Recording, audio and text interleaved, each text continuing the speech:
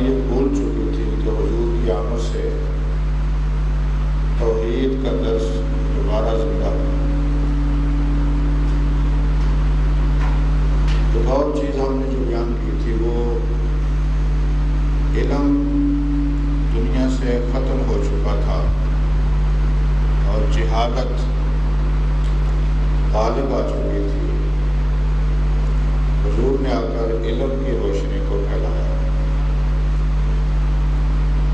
آج ہم ایک اور تیسری چیز پر گفتگو کرنے والے ہیں، وہ ہے احترام مخلوق۔ اگر آپ دور جاہلیت کا مطالعہ کریں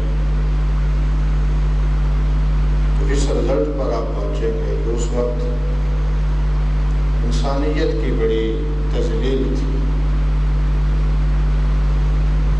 قتل، ڈاکے، چوریاں، کسی کی عزت سے کھیلنا، یہ ایک زندگی کا معمول تھا۔ حضور علیہ السلام آئے تو آپ نے اللہ کی جتنی مخلوق ہے اس کا حسب درجہ مقام اور عزت کی جنگ لڑی،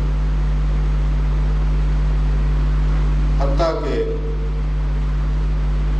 مخلوق میں جن لوگ چیزوں کو ہم ناپاک سمجھتے ہیں ان میں مثلا کتا ہے، آپ نے یہ تو تعلیم دی کہ وہ ناپاک ہے، اس کے ساتھ جو حق ہے اس کا اس کے مطابق سلوک کرو۔ لوگ اس دور میں بھی کتے کا احترام زیادہ کرتے اور انسان کا احترام کم۔ اور اب بھی جو لوگ کتے اور بلیوں سے پیار کرنے والے ہیں وہ انسانیت کو کم مانتے ہیں اور ان چیزوں کو زیادہ، حالانکہ بے شک ان کا اپنا اپنا احترام ہے، لیکن جو اللہ کریم نے انسان کو احترام بخشا ہے وہ تو کسی دوسرے کو حاصل ہے۔ ابتداء چونکہ پاکی، پلیتی، نجاست، ان چیزوں کا انسان کو علم نہیں تھا، تو حضور علیہ السلام نے آ کر کچھ مثلا کتوں کے بارے میں سخت ہدایات بھی دی۔ پہلے یہ تھا کہ جو نماز پڑھتا اس کے آگے سے کتا گزر جاتا وہ آپ فرماتے کہ وہ نماز ٹوٹ جائے، یعنی ایسی جگہ نماز پڑھو کہ آگے سے کتا نہ گزرے۔ بعض اوقات آپ نے ان کو قتل کا بھی حکم دیا، لیکن جیسے جیسے لوگوں کو علم ہوتا گیا کہ بھئی ان کا یہ حق ہے، انسان کا یہ حق ہے، تو پھر آپ نے تعلیم دی کہ کسی کو نہ مارا جائے، بلکہ فرمایا جس طرح انسان ایک مخلوق ہے کتا بھی ایک مخلوق۔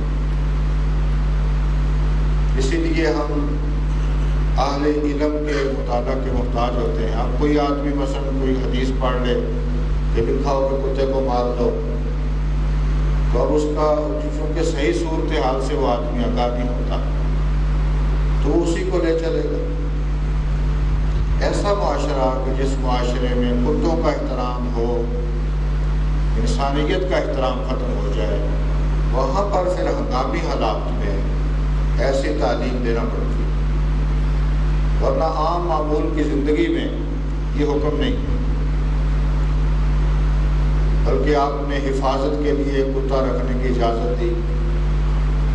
شکار کے لیے باقاعدہ قرآن مجید کی آیتیں ہیں کہ آپ اگر کتے کو سلا لیں اور اس کو شکار کرنا سکھا لیں تو فرمایا کہ اس کا پکڑا ہوا شکار تمہارے لیے حلال ہے۔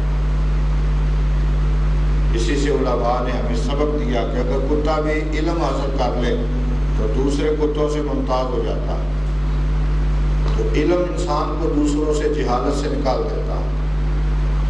شکار کے لیے، حفاظت کے لیے آگے پھر شریعت نے بیان کیا کہ ان کو الگ رکھو، یعنی ان کے لیے نا جگہ الگ بناؤ، یہ نہ ہو کہ آپ کے ساتھ ہی بسترے پہ سو جائے، یہ نہ ہو کہ آپ کتے کے منہ چومتے پھریں، یہ آوارگی ہے۔ ناپاک ہے، اور پھر جو لوگ جس کی صحبت میں بیٹھے ہیں وہی اس کے اثرات ہوتے ہیں۔ جو لوگ خنزیر کھاتے ہیں، کتے کھاتے ہیں، ان کی طبیعتیں بھی اسی طرح کی ہوتی ہیں۔ یہ امتیازات، یہ فرق، یہ خون میں غیرت اور حمیت، یہ حلال کھانے سے پیدا ہوتی ہے، حرام کھانے سے یہ چیزیں ختم ہو جاتی ہیں۔ تو اسلام کی یہ تعلیمات کہ حلال و حرام کا امتیاز، تو حضور علیہ السلام نے ہر شے کی آ کر حق بیان کیے، اور پھر خاص طور پہ سب سے زیادہ انسانیت کا احترام۔ اس دور میں غلامی تھی، لونڈیاں تھیں۔ غلامی کیا تھی؟ کہ انسان کو انسان نہیں سمجھا جاتا تھا، بلکہ جنگیں ہوتی، پوری قومیں غلام بنتی، ان کی عورتوں کو یعنی بے نکاح رکھتے، جو ظلم و ستم ہوتا وہ کرتے۔ اگر آپ اسلام سے آنے سے پہلے جنگیں پڑھیں تو دو ہی صورتیں تھیں، یا غلام بنا لو یا قتل کر دو۔ اسلام نے ایک تیسری صورت نکالی۔ اسلام نے کہا کہ بطور احسان یا فدیہ لے کر بھی انسان کو چھوڑ سکتے ہو۔ یہ جو پہلو ہے انسانیت کو بچانے کا، یہ تاریخ انسانیت میں پہلا دین ہے اسلام، جس نے آ کر تیسری صورت بھی نکالی کہ ضروری نہیں ہوتا کہ آپ قتل ہی کریں، ضروری نہیں ہے کہ آپ غلامی بنائیں۔ آپ کیوں نہیں ایسا کرتے کہ آپ انسانیت کو احسان کرتے ہوئے اسے آزاد کرتے ہیں؟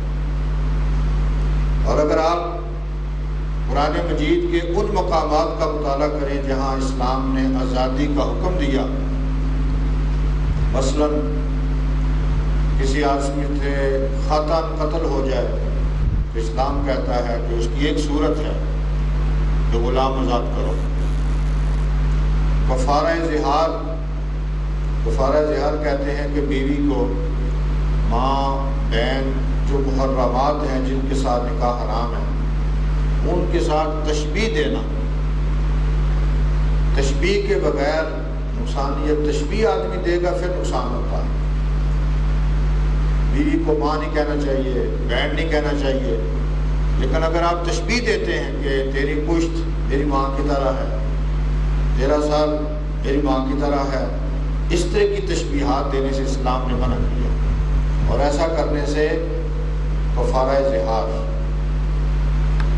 باقاعدہ صورت ہے قرآن مجید کی، سورہ مجادلہ، اس میں یہ مسئلہ بیان کیا گیا کہ کوئی آدمی اگر اپنی بیوی کو تشبیہ دیتا ہے، فرمایا وہ 2 ماہ روزے رکھے، یا 60 مسکینوں کو کھانا کھلائے، اور یا غلام آزاد کرے۔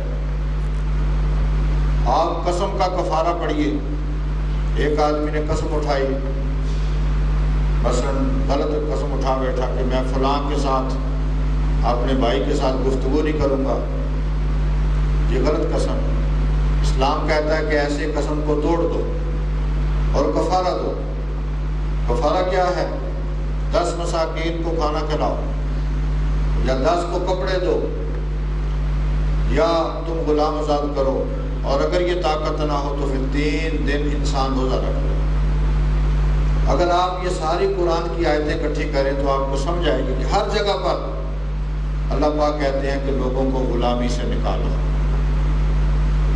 قرآن کریم میں ایک صورت ہے، سورۃ البلد، لا اقسم بہذا البلد وانت حل بہذا البلد۔ اس صورت میں قرآن کریم نے جو اسلام کا تعارف کروایا کہ اسلام کسے کہتے ہیں، کہا اسلام گھاٹی کا نام ہے۔